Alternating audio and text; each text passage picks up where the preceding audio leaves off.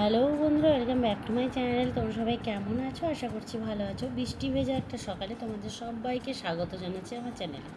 তো জানালা দিকে না দেখালেই নয়, জানি না ভিডিওতে তোমরা কতটা বুঝতে পারছো। বেশ নীল নীল ফুলগুলো ফুটেছে অপরাজিতা, আর ঠিক তার ওপরে বৃষ্টির জল পেয়ে খুব সুন্দর লাগছে।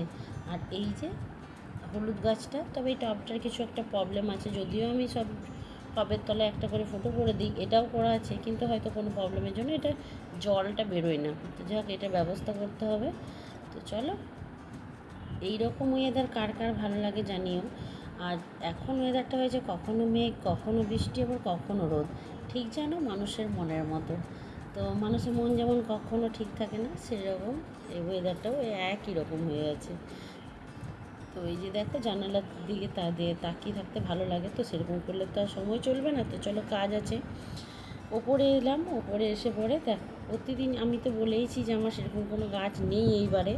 তো এত প্রজাপতি এসেছে, প্রতিদিনই প্রচুর প্রচুর প্রজাপতি আসে, কিন্তু ক্যামেরা না থাকায় চোখবন্দি হয়, কিন্তু ক্যামেরাবন্দি হয় না, ফোনটা না নেয়।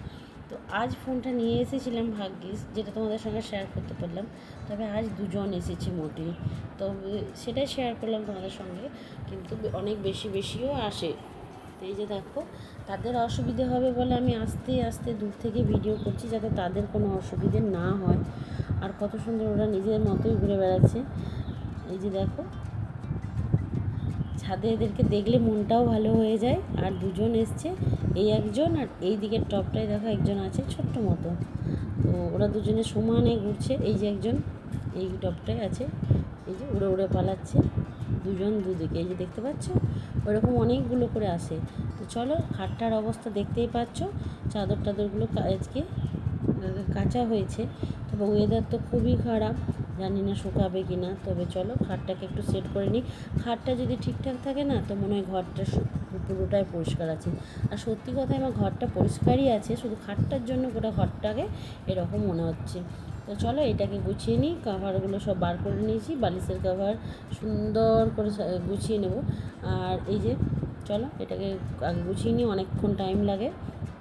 এই যে আমার খাট রেডি হয়ে গেছে। তবে আমার খাট বলো ঘর বলো, তো সমস্তটাই যেমন রাখি সেরকমই থাকবে, যদি না আমার ছেলে আর ছেলের বাবা দুজনে মিলে ঘেটে করে দেয়। কারণ ওদের সমস্ত জামা কাপড় এই খাটের ওপরে রাখবে, আর নইলে যেখানে সেখানে রেখে দেবে। ছেলের ঘরটা আগেই গুছিয়ে নিয়েছি।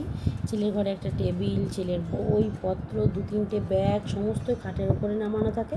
ম্যাম পড়াতে আসে, আমি পড়তে বসাই, ওই জন্য ওই ঘরটা আমি আগেই পরিষ্কার করে নিয়েছি। এখন স্নান করে আবার ওই ঘরেই ও ঢুকবে। আর এইগুলো আমার রাতের লাগে, এইগুলোকেও একটা ঠিক ঠিক জায়গায় রাখবো। আরেকটা জিনিস তোমাদেরকে দেখাই, এই যে আমাদের ঘরের বিখ্যাত চেয়ার, এইটা হচ্ছে ওপরের বিখ্যাত চেয়ার, দেখছো চেয়ারটার কি অবস্থা। আর এই যে টেবিল, এটারও আরেক অবস্থা হয়ে আছে, কি নেই এখানে, কাঁচি ছুরি থেকে শুরু করে একদম সমস্তটা আছে। তো কী অবস্থা করে রেখেছে দেখো, এখানটা মোটামুটি গুছিয়ে নিলাম।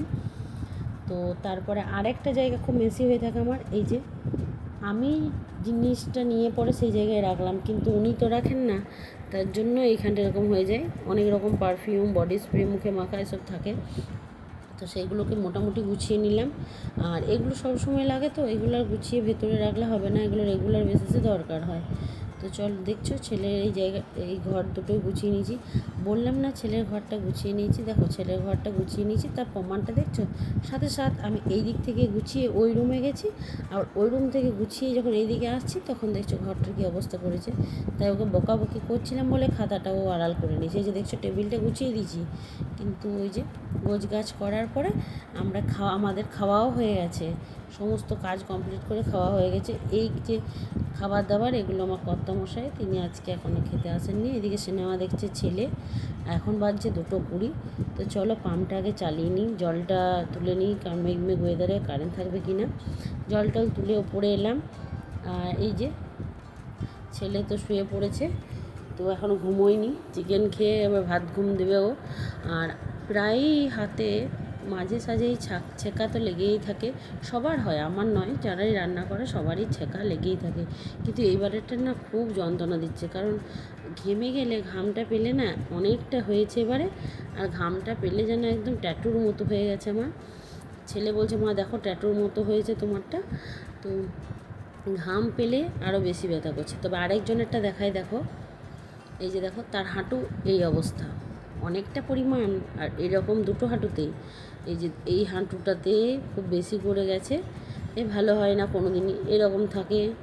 তারপর হাতে আছে, পিঠে আছে, পায়ে আছে, থায়ে আছে। ছেলের কিন্তু এগুলো লেগেই আছে, তবে এইগুলোতে ছেলের কিছু হয় না। যখন আমি একটু টাচ করে দেবো তখন ওর এত লেগে যায় যে বলার নয়। আর এগুলো নিজের থেকে পড়ে, খেলতে গিয়ে পড়ে, সেই জন্য এগুলো কোনো ব্যাপার না। তো দেখলে তো 2:20 বাজছিল যখন নিচে ছিলাম, এখন বাজছে 2:35। খেয়ে দিয়ে আমি ঘুমোই না, তো এদিক ওদিক করি, একটু শুয়ে থাকি, একটু ফোন ঘাঁটি। তবে আজ আমার কাজ হচ্ছে আয়রন করব, আবার কয়েকটা হয়েছে সেগুলো আয়রন করব। আমার আয়রন করা জামা কাপড় পরতে বেশ ভালো লাগে, সময় হয়ে ওঠে না তাই করা হয় না। কিন্তু এই যে দেখো আয়রন করা জামা কাপড়গুলো আয়রন করে নিই। কিছুক্ষণ পর ও চলে এসেছে, প্রায় ওই 4টের দিকে। তো 4টে 4:30 দিকে ও চলে এসেছে, নিয়ে এসেছে আনারস একদম ছাড়ানো, কাটিয়ে নিয়ে এসেছে। আমি এটাতে একটু নুন, লঙ্কা গুঁড়ো, চাট মশলা, বিট নুন সমস্ত রকম দিয়ে ভালো করে এটাকে মেখে নেবো, ঝাল করে দিয়ে খাবো। এরকম টকটক জিনিস আমার আর আমার ছেলের তো খুবই ভালো লাগে। তো তোমরা কে কে খেতে ভালোবাসো আনারস মাখা, সেটা আমাকে অবশ্যই জানিও। আর আমার চ্যানেলটাকে যদি ভালো লেগে থাকে, আমার ভিডিওটাকে যদি ভালো লেগে থাকে, তাহলে আমাকে আর আমার চ্যানেল দুটোকে অনেক অনেক বেশি ভালোবাসা দিয়ে লাইক, কমেন্ট, শেয়ার, সাবস্ক্রাইব করে দিও। সাবস্ক্রাইব করে বেল আইকনটা অবশ্যই প্রেস করে আমার পাশে থেকো। ভালো থেকো, সুস্থ থেকো। আসবো একটা নতুন কোনো ব্লগে। Tata, bye bye.